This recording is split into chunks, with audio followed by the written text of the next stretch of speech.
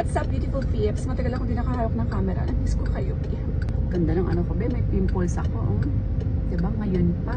Meron ako nga ata ng wedding today. Tapos, anyway, dito tayo kay Papa. Bibisitahin ko si Papang ingay ng ano, be, ng hazard. So, ayan, nabisi ako guys kasi may sakit ang mga kids. And, ayan, mga activities sa school. Last week kasi, ano nila, second quarter exam. Kaya sobrang nabisi ako. Tapos, nagsunod-sunod na yung sakit nila. Hindi na sila tinantanan ng sakit, guys. As in, pag gumaling sila now, ipapaano ko sila, ipapa-flu vaccine ko na sila. And then, ayan, busy rin kasi guys, naghahanap kami ng bahay, di ba? We need to move fast. Yung bahay namin is 3rd floor. Kaya, takot na takot kami guys, lalo na nowadays na, alam niyo naman, yung earthquake, di ba? Madalas. Tapos, mag-end na po kami ng contract in November 30. Ayan. So, until December 2 na lang kami dun sa bahay. Kaya, we need to find a house fast. Ang prefer namin dito na sa city. So, kaya, ayan. Sila Papa, by the way, update. Naka-transfer na sila Papa ng bahay. And, so, dala na natin si Papa ng coffee. Kasi dito rin lang, by the way, yung titingnan kong first sa bahay. So, let's go. Oh, diba?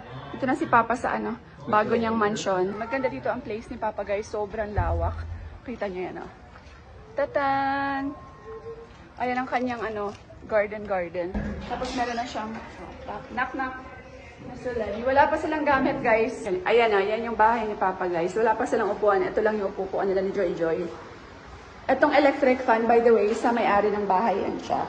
Pinahiram lang sa kanila. Tapos itong upuan, sa may-ari din ng bahay. Lamesa pala. Pati yung upuan pa, no? Sa may-ari din. Tapos ayan. Ayan, may ref na sila. Maganda yung CR, guys. O, diba? Bagong-bago. Pak. O, diba? Maganda guys, kasi bago yung bahay, wala pang nakakatira. Sila pala yung pinaka-first tenant dito. So, sila ni Joy. Si Joy nasa, Olonga po. Darating mamayang gabi. Tapos kukunin niya yung mga gamit niya sa Bacolod. Ilonggo, dyan sa Bacolod. Punta kami guys sa bahay. Sama ko si Papa. First bahay. Subdivision.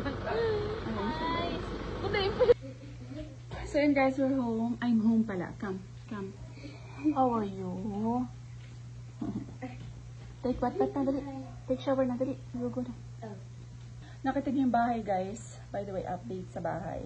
Sobrang laki. Medyo hindi namin afford. Kasi ang nangyari, yung bahay pala is up and down, diba? Sobrang laki niya kasi 8 yung rooms niya. So, ginawa nung may-ari. Parerentahan niya sa taas, tapos iba pa yung magrenta sa baba. So, sa baba kami, iba pa yung sa taas. Pero same entrance, same gate. So, hindi ko bet. Lalo na si Al. Safety pa lang, tsaka yung privacy namin guys. Imagine, may ibang family sa taas.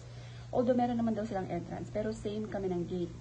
Tapos, ang sabi daw kasi yung mag-rent sa taas is office. So, basically, kung office siya, everyday siya may labas-pasok na mga staff, diba? Kaya, hindi rin siya healthy para sa amin. Hindi ako komportable na ganun, guys, yung setup. Lalo na si Alt siguro. So, ayun lang yung update sa aming life lately. And yung mga kids kasi may sakit.